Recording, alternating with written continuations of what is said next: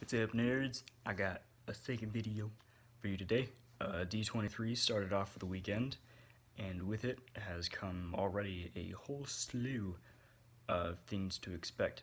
Tomorrow, I believe, is whenever there would be the Sony one regarding Spider-Man and all that. But just tonight, we got a whole lot of stuff with both Marvel and some Star Wars news. I'm just gonna lump it all together to, save people's time. First on the list is Marvel's What If series. This, I believe, is going to be animated. Yes, it's going to be a animated but canon, but also kind of not canon series. One of them, I believe that each episode is going to be a what if something else. One of them is going to be what if, what's her face? Peggy Carter got the super soldier serum instead of Steve, which, okay, some people might like that. I couldn't care much less about that character. I think she's overhyped, but anyway. Another one, we're going to get a Marvel Zombies episode, or maybe a little piece of it, so that can be pretty cool if you're into it. They said that there was a little bit of footage and snippets shown. Steve Rogers would be taking on a bulky semi-Mark I Iron Man suit, in the one where if Peggy Carter got the super soldier thing. They put a little bit of news about the Loki one. There we go. It's going to be 6 one-hour-long episodes. The director said that it's going to be following the events of the Avengers Endgame, seeing where he went with the Tesseract, whether he'll ever make any friends, and whether the sun will shine on Loki again. So basically, if he will ever have a second bit of redemption. There's a little bit of news on Falcon and the Winter Soldier. Not much, just that, Sharon Carter is going to be back, so is Zemo. We already kind of knew that. And, his name, I think U.S. Agent is going to be in it, played by Wyatt Russell. A little bit about WandaVision. It hasn't started shooting yet, but they said that it's going to be half classic sitcom, half full MCU spectacular. That has me a little worried, because I love Scarlet Witch and I love Vision, not just together, I like them individually, and I'm worried that if they make it a little bit too sitcom-y, it will kind of lose its impact on the MCU, but I'm still excited because, like I said, I love those two characters. Interestingly though, the chick that plays Darcy in the Thor movies, the one that was in Two Broke Girls, she's going to be in it, as is Randall Park as Jimmy Woo, the Ant-Man's FBI agent in Ant-Man 2. I don't know what they're going to be doing in WandaVision, so maybe it is going to be her whole rewriting history thing. Here's some of the biggest news. 3 new Disney Plus shows: Miss Marvel, She-Hulk, and Moon Knight. Moon Knight I'm pretty excited for, but at the same time, I don't know how you can really do Moon Knight justice without making it really dark and gritty, and I just don't see that really happening on a Disney series. But I'm cautiously optimistic about that one. She-Hulk, I've never liked the character because of Bruce Banner would never wish his illness on anyone else, Because her backstory, I'm just going to do this quickly. Her backstory is that she got in like a fatal accident, or semi-fatal accident, needed a blood transfusion. Bruce was a match and he gave her some blood.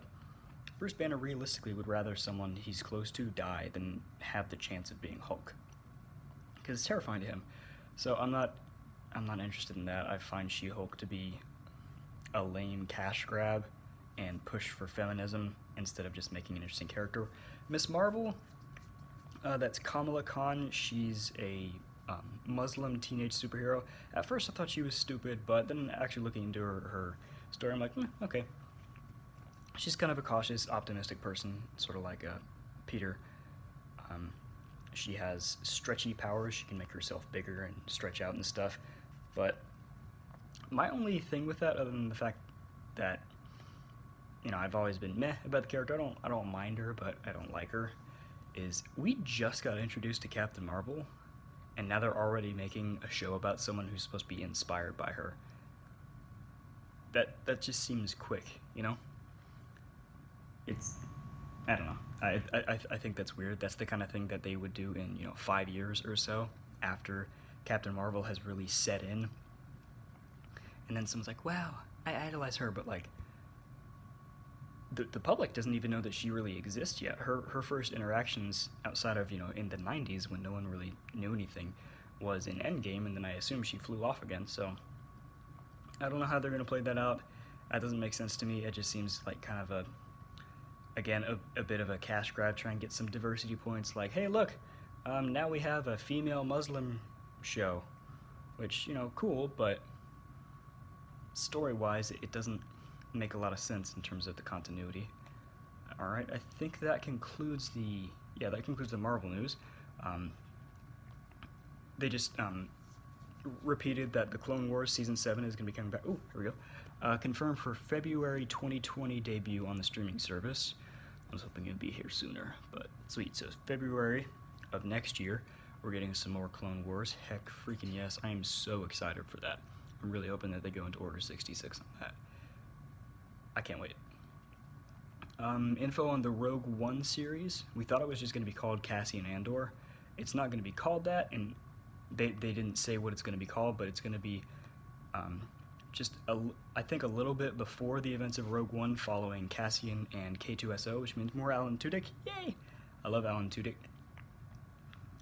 Yeah, despite Luna and Tudyk wanting to reveal it, Kathleen Kennedy would not let them unveil the title. That's fair. As much as they hate Kathleen Kennedy, that's fair. But so that's cool. I'm not hyped about that, but I'm interested, mostly just because of Alan Tudyk's K2SO. The Mandalorian is launching November 12th. Wow, that's actually pretty soon. I'm looking forward to that. They put out a trailer. I'm going to link that. I'm going to put the link to the trailer in the description because I'm really excited for that. That looks good. The trailer doesn't show a lot, but it's pretty cool. Basically, it's kind of like what Boba Fett was supposed to be in canon and never really got to be. So I'm really excited for The Mandalorian. It's being directed by Jon Favreau, who is a huge Star Wars fan. Everyone who knows much about him knows that. He did the Iron Man movies, so he's great. Dave Filoni is directing the first episode, or producing or something. And Jon Favreau has been asking George Lucas a lot of stuff while he's making the series. So clearly he actually really cares about it. Unlike a lot of people at Lucasfilm, when he's making Star Wars, he's like, hey, George, what do I do? Because he wants to make sure it's right, because he's a Star Wars fan. And Taika Waititi is going to be playing IG-11, which looks exactly like IG-88, the droid bounty hunter. So it's going to be interesting if he talks exactly like Korg. But all right. And the last thing is the Obi-Wan Kenobi Disney Plus series, 100% officially confirmed. All the scripts have been written. It will begin filming in 2020. So they probably just finalized everything. They haven't started filming yet. They're not going to anytime soon. But it doesn't say on here, but I read that it's supposed to take place about 7 or 8 years after the events of Revenge of the Sith, which is right around the same time as Solo. See where I'm going with this? That's exactly what we were hoping. We need them to retcon the episode from Rebels where he and Maul fight, and we need this in live action.